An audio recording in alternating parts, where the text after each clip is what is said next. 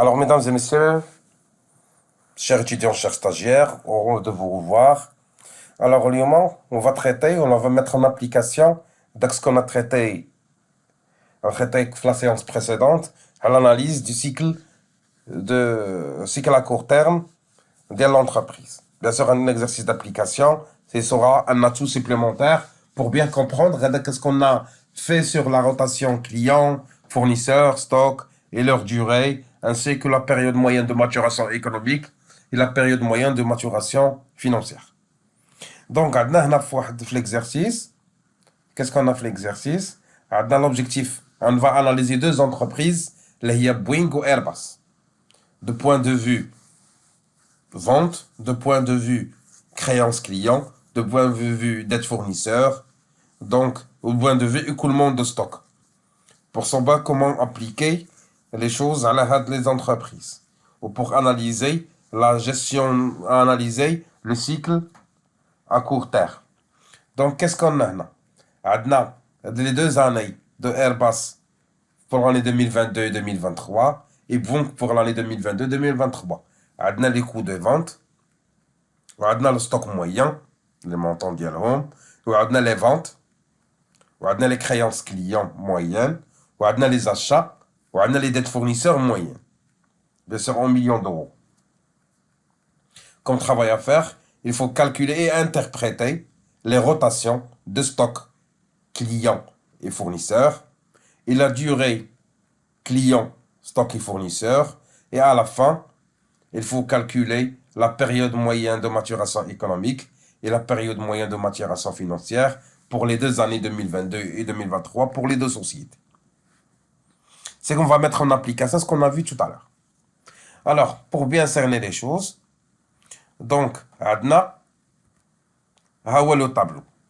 Adna, Airbus pour 2023 et 2024 et Boeing pour 2023. J'ai séparé pour faciliter les calculs, selon les formules. Alors, on va commencer avec la rotation de stock. C'est quoi? On a dit, c'est quoi la rotation de stock? La rotation de stock, c'est le coût des ventes divisé par le stock moyen. C'est ça la formule qu'on a vue dans la séance précédente. On a le coût de vente. Il y a 55 402 en millions d'euros. Ou en plus de ça, on a 32 971,50. C'est le stock moyen. Donc, on va diviser le coût de vente divisé sur le stock moyen. Ce qui va me donner 1,68. La même chose pour 2022 pour Airbus, 1,58. Pour Boeing en 2023, ça y est la même chose, c'est 0,86. Et pour Boeing 2022, donc c'est 0,80. Ça, c'est la rotation de stock. C'est-à-dire combien le stock il s'écoule. Une fois 0,68, une fois 0,58 pour Airbus pour 2022 et 0,86 et 0,80 pour Boeing. Alors, pour interprétation de la rotation de stock, donc il y a une différence. Alors, pour interpréter chez Airbus, donc, pour Airbus, la rotation de stock est stable parce qu'il sort 2022, il a sorti une fois, il a écoulé une fois 0,58 en 2022 ou en 2023 une fois 0,68. Donc, il y a, par rapport le Boeing, un Airbus, il gère efficacement de stock.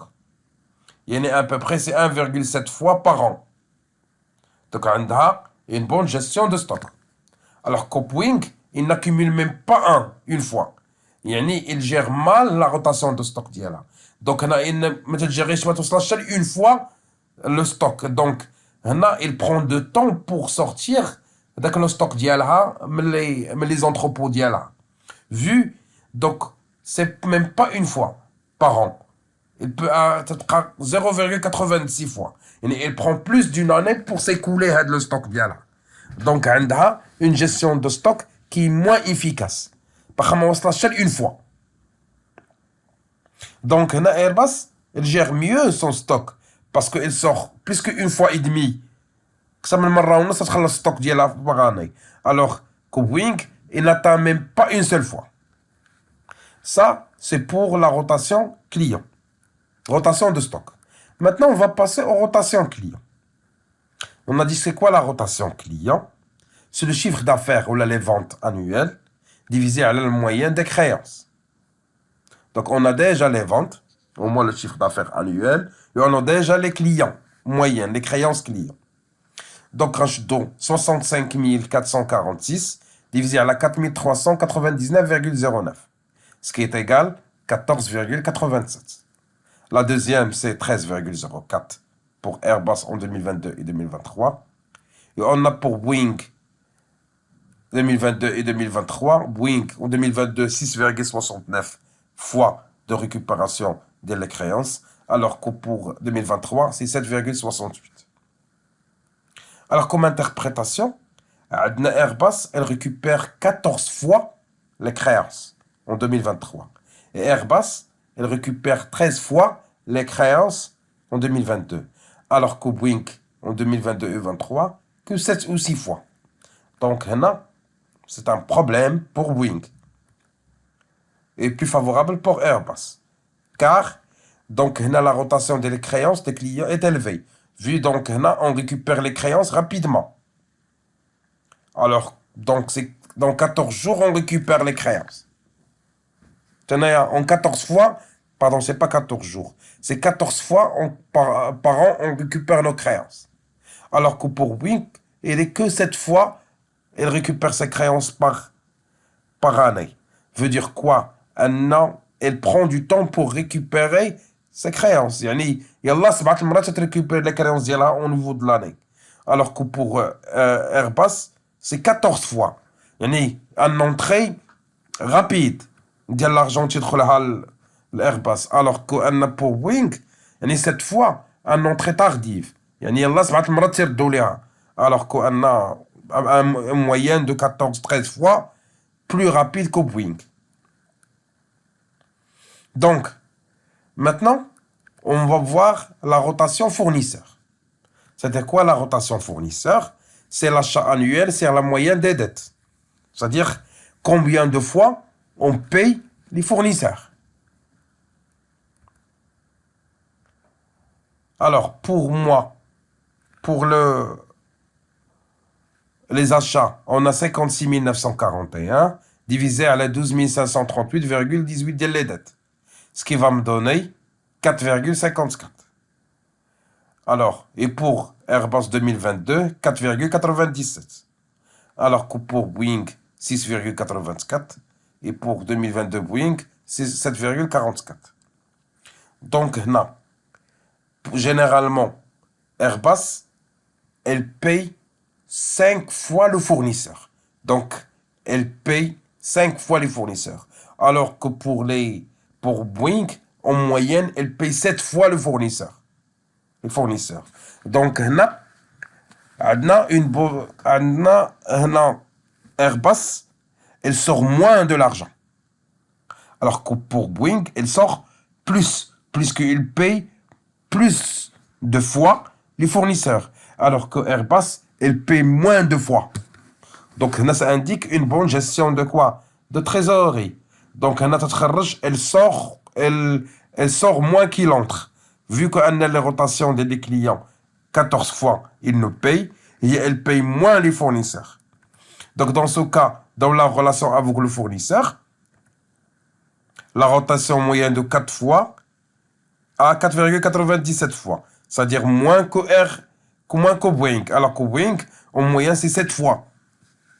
Entre 6,84 et 7,44. Il y a à peu près, elle paie plus qu'Airbus. Donc cela indique une mauvaise gestion de quoi? De trésorerie d'Yalha. Ou bien il a des fournisseurs qui sont exigeants. Donc il n'impose pas la force d'être client. Donc Airbus, il a une bonne gestion de trésorerie puisque il paie que à peu près 5 fois les fournisseurs par an, alors que les Boeing, il paie 7 fois. Donc il sort 7 fois l'argent. Alors que Airbus, il sort moins de l'argent. 5 fois. Donc, on a calculé ce qu'on appelle la rotation des stocks des clients ou des fournisseurs. Maintenant, on va passer aux durées. On a les rotations. Maintenant, on va calculer les durées. on va commencer avec la durée d'écoulement de stock. Alors, c'est quoi la formule? Alors, la durée de stock, il y a 360 jours divisé sur la rotation de stock. Donc, range de 360, on va la diviser sur 1,68. Ce qui va me donner, on sort le stock auprès de Airbus chaque 214 jours. Et pour 2022, 228. Alors que pour Boeing, on sort le stock chaque 419 jours. Il y en a plus d'une année. Et pour 2022, 450. Pire. Donc, on prend de temps pour écouler le stock. Donc, pour Airbus, c'est moins d'une année. Alors que pour Boeing, c'est plus d'une année. Donc, il s'attarde. Donc, comme interprétation, sur le stock, de la durée, donc, Airbus, facilement, a une durée plus courte que pour Boeing. C'est 214, donc moins que Boeing. C'est-à-dire, le stock, il s'écoule facilement à Airbus. Alors, pour Boeing, il s'attarde. Donc, on a une durée qui est longue, c'est-à-dire, c'est une mauvaise gestion de quoi? Une mauvaise gestion de stock. Donc, puisqu'il dépasse une année, elle va devenir un stock immobilisé. Il a dépassé une année. Maintenant, on va passer aux rotations clients. Donc, la durée client. C'est quoi la durée des clients? C'est le 360 jours divisé par la rotation de clients. C'est-à-dire, après combien de jours ils nous payent les clients. Donc, H2 360 divisé à la 14,87. Les clients de Airbus après 24 jours en 2023, après 28 jours en 2022. Alors pour Boeing, il nous prend du temps. 47 jours et pour 54 jours. Donc, les clients de Airbus, ils payent rapidement. Alors que les clients de Boeing, ils payent tardivement. Alors que les clients de Airbus, ils payent chaque 24 ou 28 jours.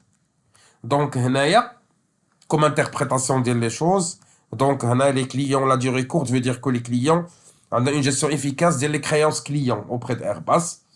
Donc, on gère bien le délai client. Alors que pour le Boeing, on a une gestion longue des créances clients. Donc, on a une difficulté de récupération des créances. C'est à les clients. Maintenant, on va passer aux rotations fournisseurs.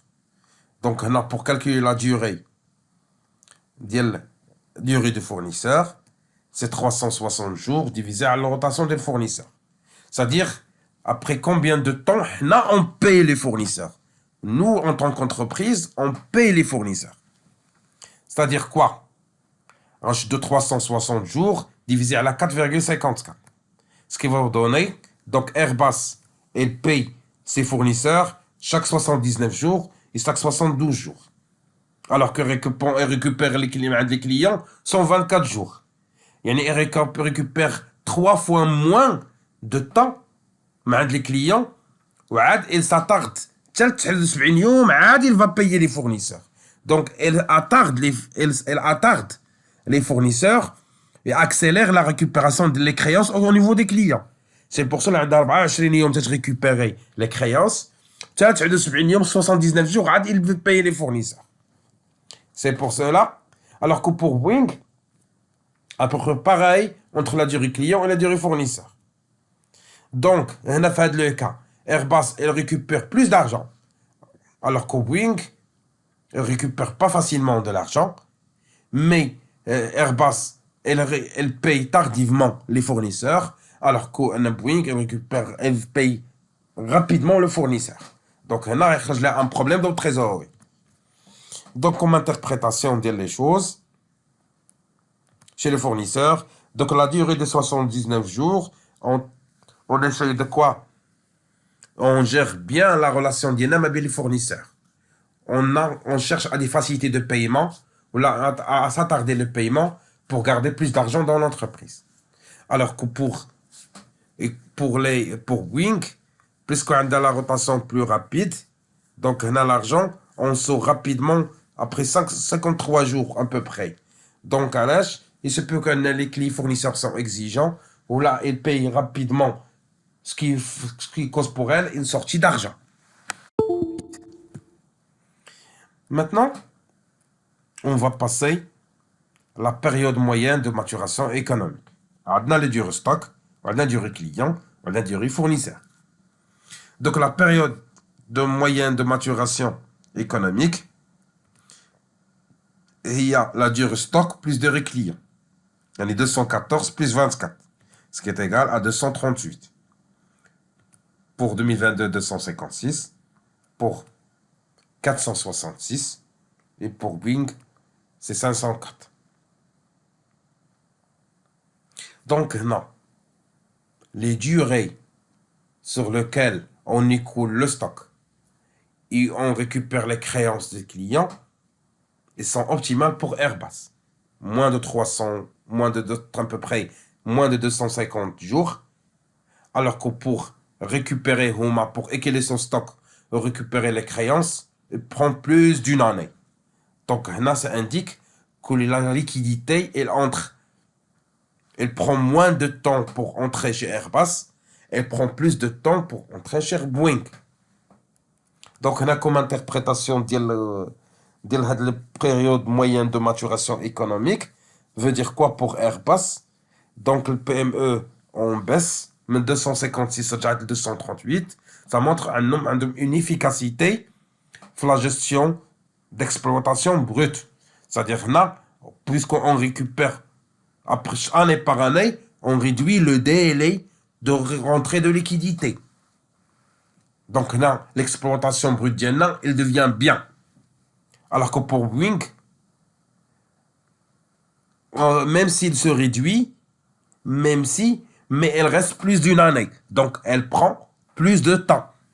Donc on a une mauvaise gestion optimale le cycle d'exploitation brute d'Yenna. Maintenant, on va passer la période moyenne de maturation financière. Alors, comme formule, c'est la période moyenne de maturation économique moins la durée fournisseur, ce qu'on appelle le cycle d'exploitation net. Donc, c'est quoi? On va prendre 238 moins 79,3, ce qui veut dire 158. La deuxième, 183. La troisième, c'est 413. Et la quatrième, c'est 455. Alors, cela veut dire quoi?